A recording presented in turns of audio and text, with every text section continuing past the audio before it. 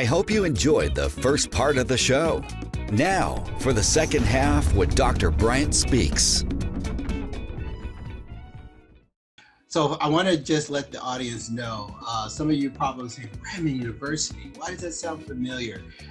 Some people know Raman as Chapman. And years ago, it was actually a military training school. So any of those veterans out there, probably over 60, probably had some of the training. And so Dr. Hacker and myself, we both are a little biased. So, as professors there, we kind of both taught at the school. And kudos to Bremen for their support, because it does have a very strong support mechanism for military. In fact, I remember one of my classes, I had 100% of all vets in my class. So, it's very common to have that. So they have a very strong support mechanism. So to hear that you went to that school, you got your doctorate. I remember when you did. I was super proud of you when I saw you on Facebook. You did it, and then you achieved it, and then you came back and paid it forward, which is even better. So you got your doctorate. In fact, you started Dog Tag Diva before you got your doctorate, if I'm correct, right? I did. And you were actually going through your doctorate program when you started this. So you already, in your mind, was doing something to give back while you were helping yourself and achieving something, your personal goal. So I want to say congratulations to you for doing that. So what year approximately was Dog Tag Diva? And give us a little bit more about the background, the mission, and the purpose. That was probably about 2014-ish. Okay. So my goal was always to, actually it started as a clothing line, because I kept getting those trucker hats that I would never wear, and I'd give them to my husband or my dad, which all stemmed from going to Applebee's on a Veterans Day, and a guy finding out my husband was a veteran and bought him a beer. And then my husband, kudos to him, was like, my wife served too. I didn't get a beer. Oh, interesting. And that happened a lot, that look. Yeah. So then that's when I was like, all this kind of clashed at once, and I was like, I should create a clothing line. But then I realized it was deeper than that. Yeah.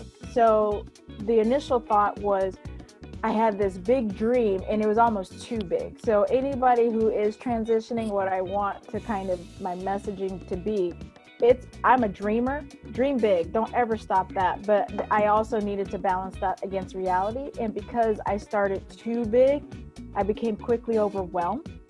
And things started falling behind, and I couldn't really do what I wanted to do, which was help female veterans transition out of the military.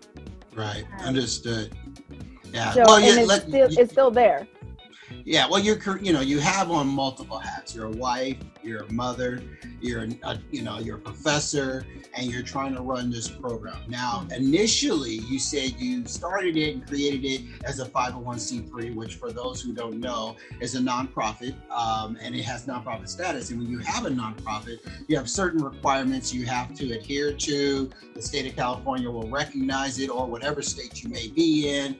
And there's things that you have to follow and actually submit, and that takes work. And in some cases, and that's right. I was just about to say, and in some cases, you got to recruit people who's going to be a part of your board to help support the vision and the minutes and everything else that goes a part of that. So, with having all of that, what is happening now? What's the transition to where you are presently? So those who are listening, and the women especially, who are like, wow, this is exciting. I want to be able to be a part of Dog Tag. I want to wear a t-shirt or a trucker's hat, so that way somebody will buy me a beer. What is it? Where are we at right now? I had to change courses. What I found was that 501c3, I thought it was going to give me a leg up, and it didn't for me. It almost made people more skeptical of me, which I was like, that I didn't expect that. Also, trying to put together a board was difficult. And I don't fault others, I fault myself, because as the leader, I don't think I had a clarity in my vision quite yet. So it's hard to communicate what you're expecting when you don't have clarity. So that means people can't follow you. So after I said, okay, I've got to go back to the drawing board. What do I feel comfortable with? And here we are with COVID, so that really gave me a lot of time to think. So what I've realized is things happen for a reason. Who knew it only took the world shutting down for me to figure it out? So what I figured out is I'm pivoting. like many other organizations. And I have really come to realize some of my ego was involved in this, and it's not about me. I don't feel comfortable charging female veterans for my services because they are a population near and dear to my heart. I just don't feel right about it. I don't want to be one of those organizations that's living off the backs of others. So what I'm doing now is I'm still Dog Tag Divas. I create coaching and leadership programs. I'm writing programs right now, and I'm selling them to civilian organizations, but I'm selling it as, I need your help. You know, absolutely hire me, and you're gonna get a return on investment, but your investment will go to help female veterans make that transition. And by the way, if I can bridge the gap, the leadership skills that these amazing women come with, if I can help get them into your organization, you won't have to invest in their coaching. They already come ready to roll. I like that. Yeah, okay. so it's coming together now, and I know I'm on the right path because it's not a fight. It's actually just seamlessly coming together. So, and I don't feel guilty about saying, okay, I'm charging money, but I feel like I'm charging the right people money because these people want the right people in their organizations. And I teach leadership. That's my other passion. So I'm going into organizations teaching specifically emerging leaders. And there's also some organizations who know, like, we need to do better with our women in the organization and helping them rise to the top. So they're actually having me come in and coach their female leaders, emerging leaders, which is a lot of where our female veterans, we're used to working in male-dominated fields. So I'm trying to draw some of that out and create support systems amongst these two groups so that, you know, these female veterans can shine and help mentor and help push. But there's things as female veterans we don't know about civilian and corporate world. Right. So let's play off of each other. Right. That's amazing. You know, I get what you said. When the 501c3, you go to people and you need donations and you tell them it's a write-off. And then, you know, there's a little bit of a stigma out there on 501c3s and nonprofits because there are people out there who burned the roads and kind of gave a bad impression. And it's like, well, what are you doing with the money? Are you really donating? Are you really contributing? And then also you have board members. Do they have the same time and passion as you as the founder? And you have a turnover there, and then it can make the organization look a little flaky. So now shifting, you're now going to the corporate companies, the same ones, except this time you're providing a product. And I like that because now you're saying, hey, we got veterans who are already used to being leaders. We got veterans who are already used to, you know, paving the way. We're just now helping them transition to how they can go from military to actually Fortune 500. And as a Fortune 500, we're going to help them perform based on your teaching. Is that kind of where we're looking at? And these women, they're going to be powerful.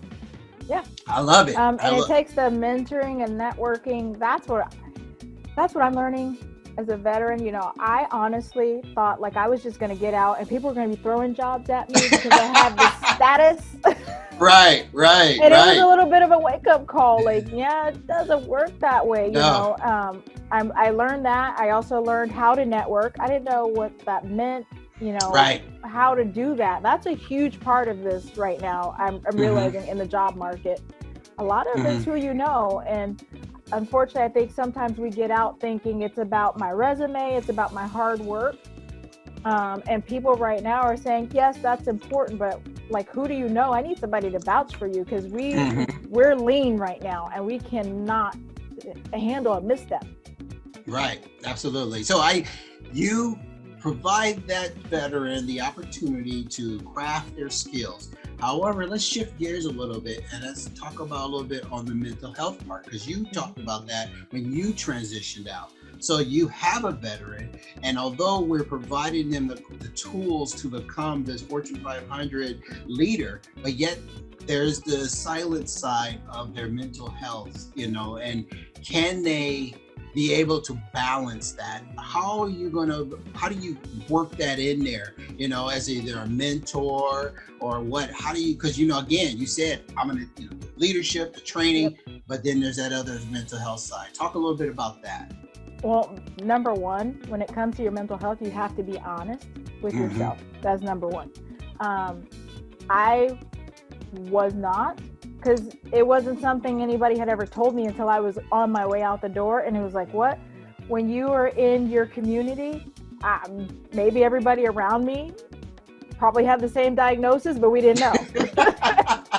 No, it's true. It took me 20 years, so I'm surprised you got it when you got out. Nobody told me. I was walking around, didn't even know it. So hey.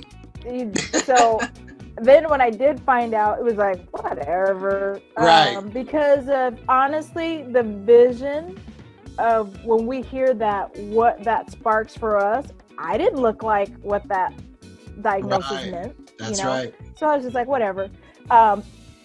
Honest, I'm a parent. I love my kids, but you know how kids, they push those buttons sometimes and you're like, I told you to get your shoes. And one day we were getting ready for school and it was like 15th time, where are your shoes? And I just erupted. And I can still see both of my children recoiled and the look on their faces. And I thought, something's not right. Right. I don't ever want my children to look at me like that again. I have to applaud you because you at least had some internal perspective. I didn't have that. And I don't know if it's just because I was a dad and maybe that whole discipline side or that's being the strong one. So maybe I ignored it, but at least you were able to see that. I want people who are listening to take advantage of this opportunity and hear what Dr. Hacker is saying, because some of us probably don't even realize what we're doing to our children. I actually just published my book. I don't know if you saw that with my book, Permission to Health. And in my book, I actually talk about that. In fact, at one of my podcasts, I talked about being a parent. And I actually discussed how we have to actually pay attention to what our actions are. And if we are not noticing it, let's slow down or listen to your spouse, because your spouses will sometimes help you see that. And my ex-wife, at the time, my wife, I wasn't listening. I always thought, well, you're just being weak, submissive, or you're letting them get away with it. And I'm the disciplinarian, so I have to be the one that has to do it. But that wasn't it. She was trying to tell me.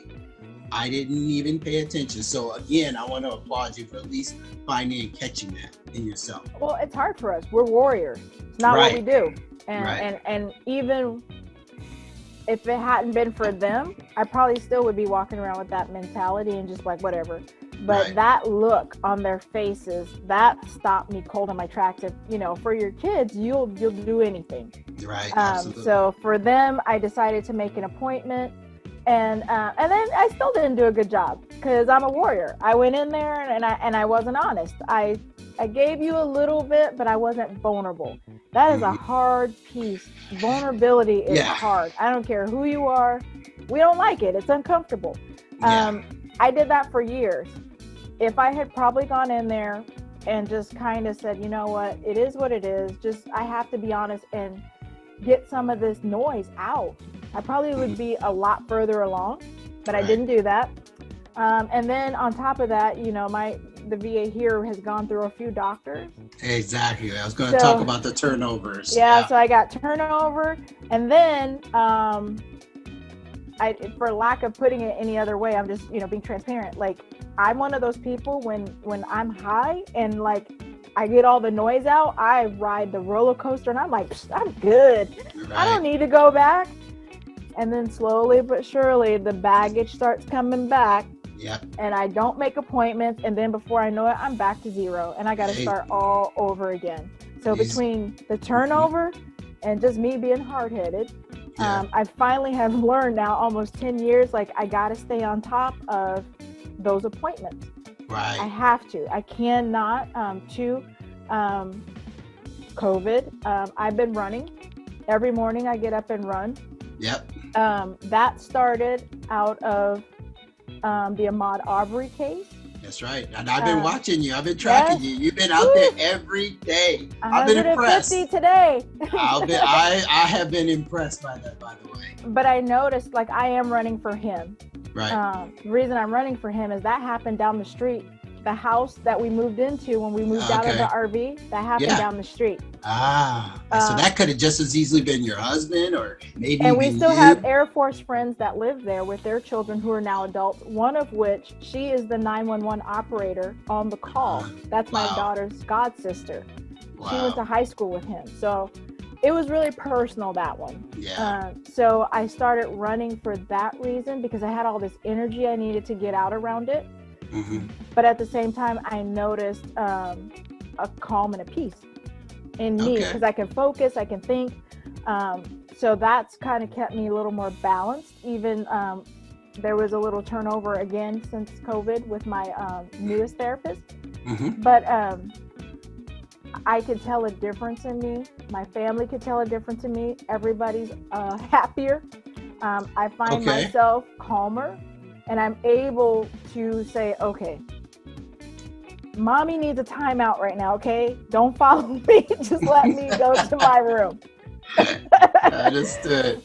So the mental health, and for the female veterans, anybody listening, please make sure you are taking care of yourself. There is no shame in it. I promise you're going to be a better you on the other side of it.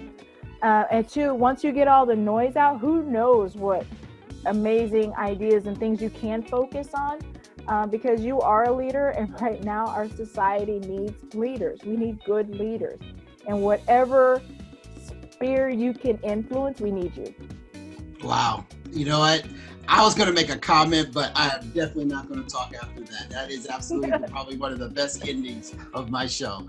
I want to thank Dr. Hacker for your time. Felicia, you're amazing. I still monitor the things that you do online. I know I don't live as close as I used to you, but if I could, I would definitely continue to maintain this relationship in person. But I'm glad I got you virtually. So for those who are listening, I hope that the message sits with you. The things that Dr. Hacker just mentioned is very similar to probably yourself, because I know almost literally everything she said is pretty much the same thing I've gone through. So if you got two educated doctors that are talking about this, clearly you can see that you're no different. So it's okay. Do not give up. I want everybody to understand, all the listeners out there, you are not alone. And on that note, I want to thank again Dr. Felicia Hacker.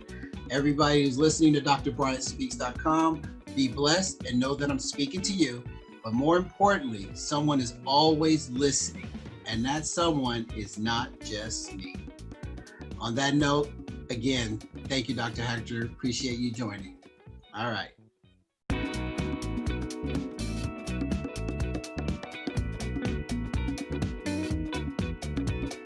I hope you enjoyed the show. Please visit Dr. Bryant's website, drbryantspeaks.com. Also, visit his social media platforms, Instagram, LinkedIn, Facebook, and YouTube, all titled drbryantspeaks.com.